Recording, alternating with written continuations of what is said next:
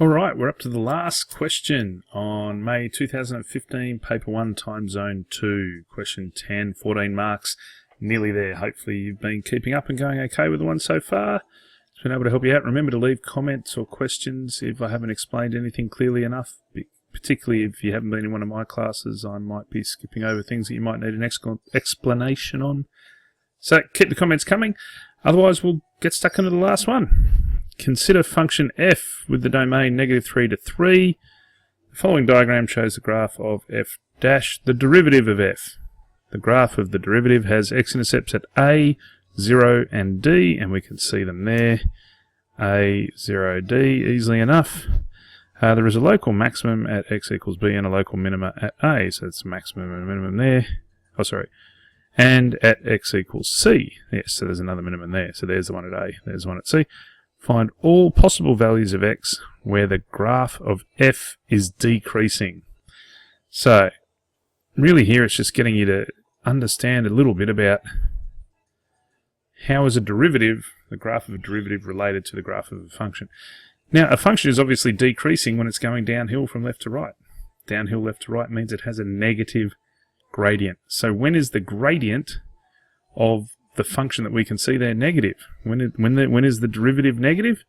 Quite obviously the derivative's negative here, isn't it? Between 0 and d, the value of f dash is negative, which means the gradient of f is negative. So find all possible values where the graph of f is decreasing. Really all you have to do is say f of x is decreasing when f dash of x is less than 0. Therefore, when, and we want all the x's 0 is less than x, less than d. All of the x's between 0 and d, they're the only x's where the function is, where the gradient of the original function will be negative. Alright, on to our next bit. 3 easy marks there. Part B. Find the value of x where the graph of f has a local minimum. So what happens when we have a local minimum in a function? What does a gradient look like? Well, it's negative, 0, positive, isn't it? Thinking back to your first derivative test. Negative gradient, 0 gradient, positive gradient. So where does f dash of x go from a negative value to a 0 to a positive? It's going to be right here at d, isn't it? Here I've got a negative value for the gradient. There the gradient's 0. And after d the gradient's positive. So we can get rid of that now. Oh, that doesn't want me to erase it that way. More than one way to... Well, maybe there's more than one way to skin a cat. There we go. So obviously a local minimum exists at d.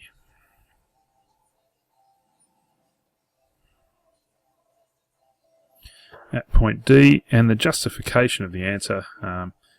So this is the gradient should go from f dash x needs to go from negative to 0 to positive, something like that. Probably that diagram would be enough. You can write a little bit extra if you want. And there you are, you've justified it. So finally, part C, it's going to be worth a few more marks here. The total area of the region enclosed by the graph f dash and the x-axis is 15 square units, obviously. So we've got some above there between a and 0, and then the rest below between 0 and d.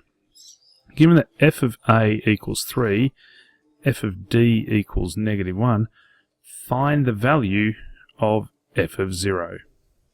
So, how are we going to go about doing this? Well, what would the total area enclosed by that be? If we were just going to write the area, we would, I'm just going to figure out how to hide my camera. I'll do it in the editing later. Hopefully it'll all work out, we'll see. Otherwise I've just dragged it to the side, we'll see if that worked, I don't know. Making this up as I go along with the video editing, but hopefully the maths is the main thing that you're getting, and that's okay. So, that total area, now it's saying the area of this graph of f dash of x, so the area is going to be made up of the integral from a to 0 plus the absolute value of the integral from 0 to d of, and this is f dash of x, isn't it?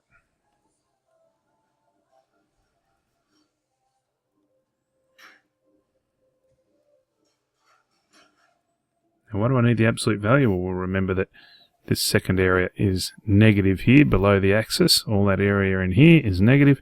This first little bit is positive.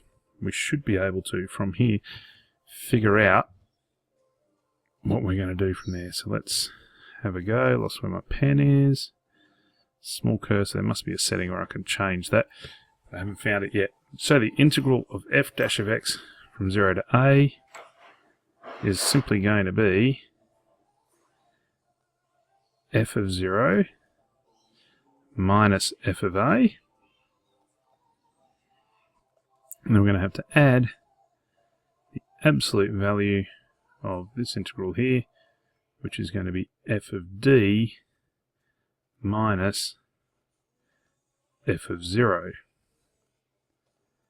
Now, quite amazingly, what we're going to find here is that this is just f of 0 here plus an f of 0 there.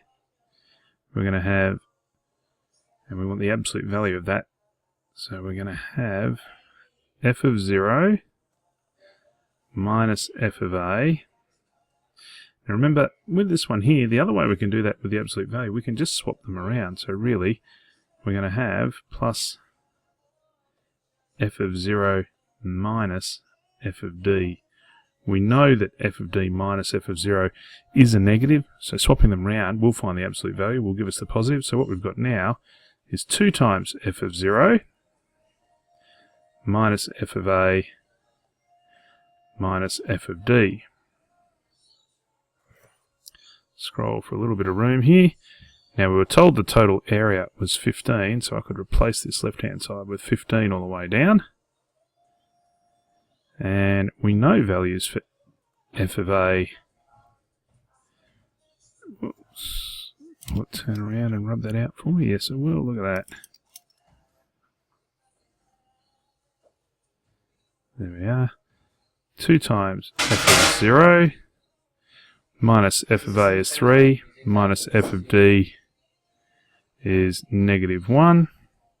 So we've got 15 equals 2 times f of 0. Minus 3 plus 1 is minus 2. That's going to give me 17 equals 2 times f of 0. And finally, 17 divided by 2, or 8.5, however you want to write it. I love improper fractions. Everyone in my class knows that because they are exact, precise, and hard to mess up. 17 over 2 is f of 0, and we are done. That is Time Zone 1, Paper 2 finished. Leave any questions you've got for me. Otherwise, we'll see you when we go through the Paper 2 questions. Cheers, guys.